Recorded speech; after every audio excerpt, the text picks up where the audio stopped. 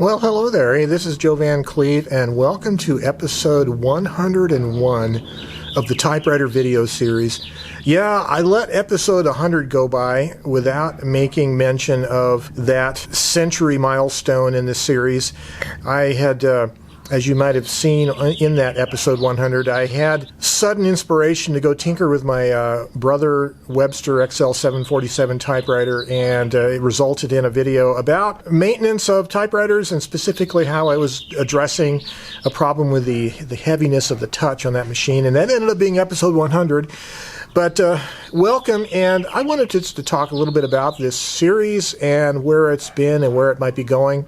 First of all, I would say up front that no successful video series on YouTube can really happen without the encouragement and support of the viewers, you, and I appreciate everything you guys have done in terms of your encouragement, your feedback, and your viewership. It means a lot to me.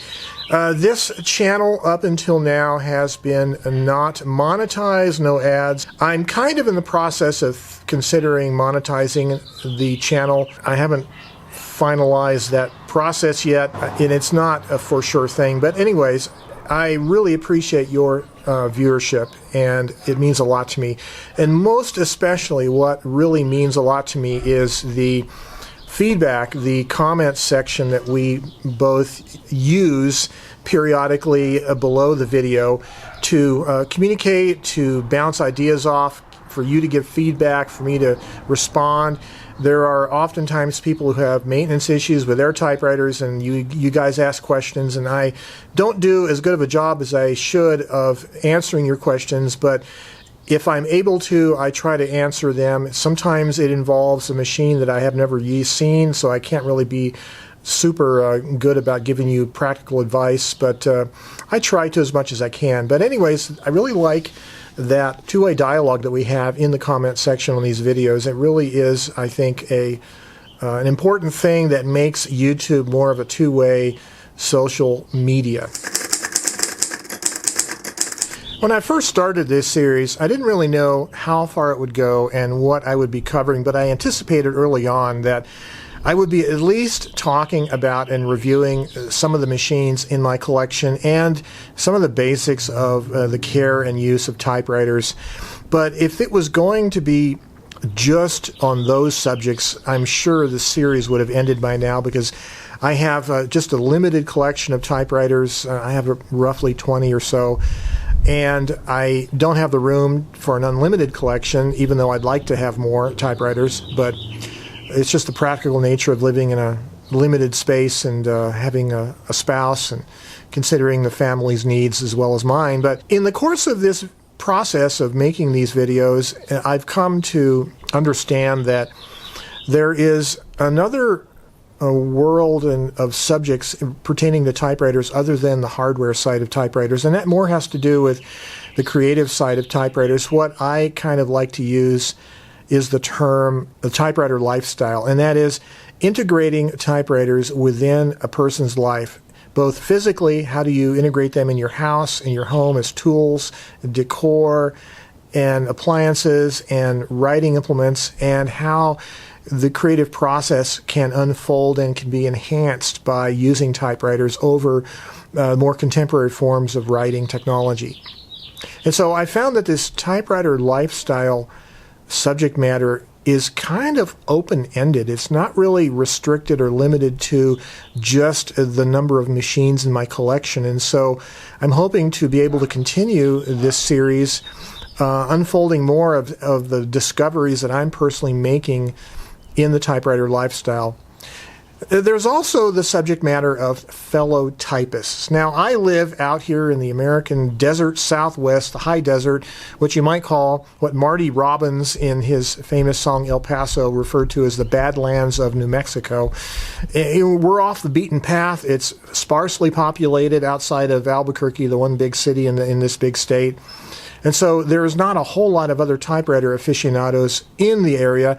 I do have my friend Kevin Kittle, a local typewriter aficionado who I've featured once on this series. I hope to do more of interviewing and discussing with him. I have also made contact just this week with another typist who attended last November 2017's typewriter gathering here in Albuquerque, and I hope to be able to feature his typewriter and also him in an interview kind of format. And I hope going forward, as I make contact with more people, I hope to be able to do more of these personal kinds of typewriter user, typist, and typewriter collector kind of videos, and that's really fascinating to me as well. One of the observations I've made in the course of this series, and as I've used various typewriters and I rotate the typewriters through from my collection in usage, I've discovered that, of course, the human hands, our tactile ability is highly flexible, and we can get used to a lot of different things. Your initial impression of a typewriter's touch or feel in operation might be one thing. It might be less than ideal, but as you work with a typewriter, you begin to get used to it. And that's an interesting observation that many of you have probably already experienced yourselves. Your initial reaction is maybe different than after sitting down with it for a few weeks of use. I've also found it interesting comparing typewriters as you change from one typewriter to another, how your impression changes. You might think one little portable typewriter has kind of a heaviness and kind of a clankiness, and then you go and use something else and go back to the other one again, and you find, hey, this is a little bit better than I thought it was. I've certainly discovered over these last year and a half or so, I've discovered that the electric typewriter is a little more practical than I thought they would be, given my propensity for liking manual portables. I do have 3 electric typewriters in my collection. I have a Smith Corona SCM Coronet Automatic 12. It's kind of an electric version of a Galaxy 12. And I have the 5 series from the 1950s, the Smith Corona Electric. And, of course, I have the recent IBM Selectric Model 1, or the Model 71 as it's called. So I have 3 electric typewriters currently in my collection. And they're interesting machines. It's interesting to go back and forth between an electric typewriter and a manual typewriter. Certainly in the case of a typewriter like the IBM, it has what you might call professional quality type. The quality of the type can be very much similar to what you might get on a laser printer from a word processed document. But it's an enormous, pretty big machine. It weighs probably 35, 36 pounds. Certainly not portable, not even fun to move around the house from one table to the other, so it pretty much has to stay put in one place, which in my situation makes that kind of a typewriter a fixture, an appliance you have to find a place for, which means it takes up room from what you might otherwise use for other things, other activities, or other typewriters. Also, as I covered in a previous video about the IBM Selectric, in my own personal feelings about it, because the ribbons, the carbon film ribbons, are not readily available. They are available, but they're one-pass ribbon, one-time use only. You find, or at least I find, I'm not as free to use that kind of a typewriter for stream of consciousness, random typing like I would with a cloth ribbon typewriter, where the cloth ribbons get reused over and over again, and they are just much more practical for stream of consciousness, random rough draft typing. I feel with that IBM typewriter, I'm really kind of feel forced, just economically speaking, to use it for applications where I really need high quality imprint, and I wouldn't be rough drafting or first draft writing on it as much as I would be typing a finished form of something I've already rough drafted earlier. So there is a definite difference in usage between that kind of electric typewriter and a manual typewriter. As far as the other electric typewriters in my collection, I find they are certainly more adept for rough draft typing because they have the cloth ribbons, but they are, of course, heavy and they are chained to an electrical outlet. It's fun to have these various kinds of machines. They all have their advantages and their own unique attributes that makes it fun to use. It makes it fun to have a wide variety of machines like this in your collection. Another area in the typewriter world that I haven't really explored all that well is The whole idea of typewritten documents and how they're formatted, at least how they were back in the days of the typewriter use as a document producing tool, how to format letters and other kinds of documents, and maybe covering various typewriter manuals, how secretaries and other typists were trained on typewriter usage. And that would be kind of fun to go through some of the little tips and tricks about formatting and all that. So I might be covering that. I only have maybe one typewriter instruction book, and I don't really foresee myself collecting typewriter manuals. Another thing to collect and to clutter up my house with, but if I happen to find one or two others, I might consider buying them. But it would be fun to cover that. I haven't really covered much of that at all in this series.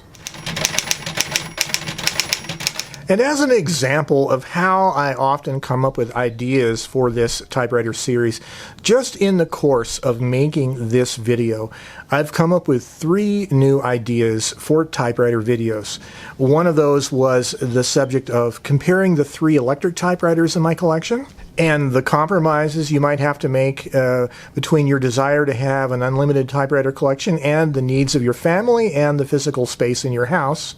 And the third idea pertains to typing documents and how typewritten documents were formatted and created in the classic era of the typewriter as an office productivity tool, and how typewriter instruction manuals can be useful in that regard.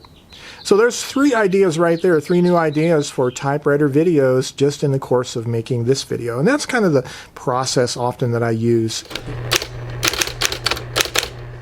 In the course of this series, I've tried to be as open-minded as I can in regard to answering some of your questions and also making videos based on some of your requests, given the limitations of my typewriter experience and the machines currently in my collection. But I have, in the last few months, tried to make videos based on some requests you made, and that's been informative and instructive for myself as well, because it kind of takes me out of my comfort zone and forces me to consider things I might not have thought about before. I'm going to make a video soon based on the request of one of my viewers about covering how to completely service, clean, degrease, relubricate a typewriter that you've just acquired, a used typewriter from like a thrift store, antique store, whatever, how to do the whole process from beginning to end. And I haven't done that.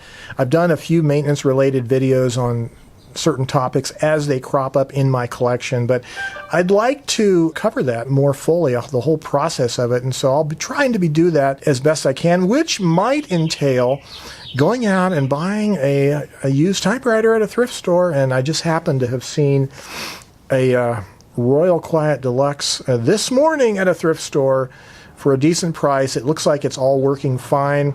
I would have probably purchased it, except I was on my motor scooter and didn't have the ability to carry it home. It's not a ultra portable, it's a medium-sized portable. So either that one or some other typewriter that I come across, I'll try to do that kind of a video. But having said that, I again want to thank all of you for your faithfulness in watching this series, for providing constructive feedback, and I hope we can continue our constructive dialogue in the comment section of these videos.